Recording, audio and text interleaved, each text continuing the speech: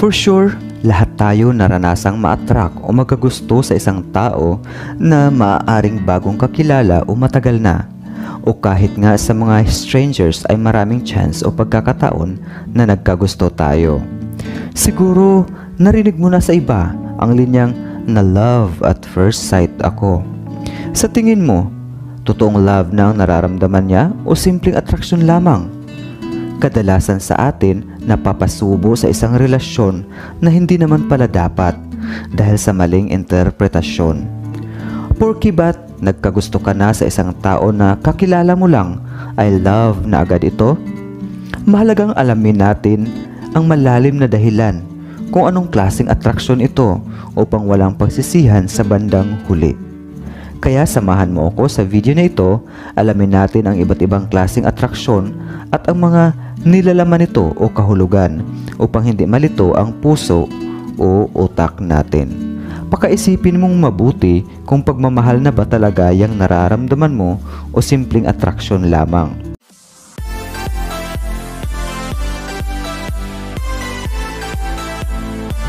Noong nasilayan mo sa unang pagkakataon ang taong nakaagaw ng pansin mo, ano sa tingin mo ang nararamdaman mo? Pagmamahal na ba ito o atraksyon lamang? Sabi kasi ng iba, unang tingin ko pa lang sa kanya ay mahal ko na siya. Posible ba yon? Totoo kaya yon? Napakahalaga na suriin nating maigi kung ano ang nilalaman ng ating puso. Tandaan natin na maraming klaseng atraksyon at maraming uri ng love.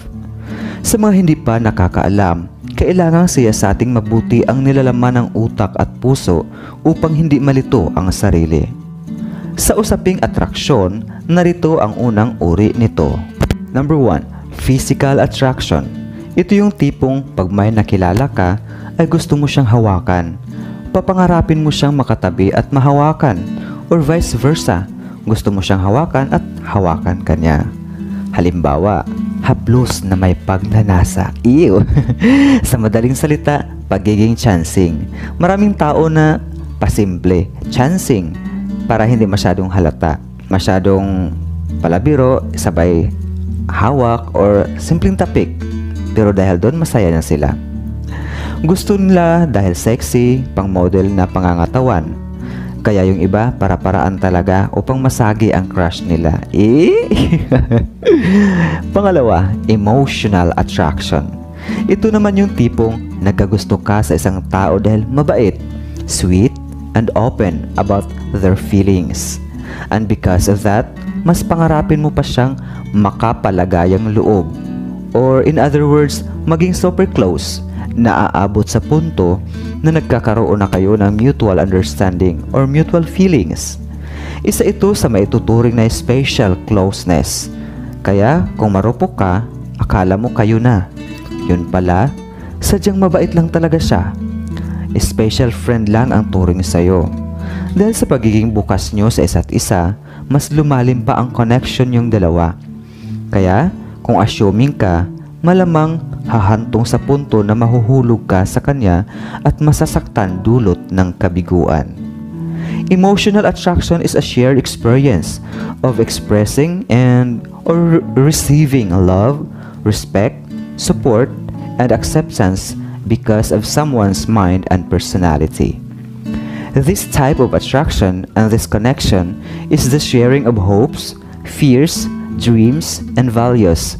That is not only what creates the attraction but builds a relationship. Pangatlo, makamundong pagnanasa or makamundong atraksyon.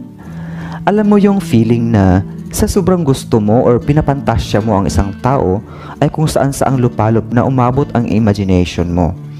Para ka nang nananaginip ng gising habang pinapangarap mo ang isang tao na matikman.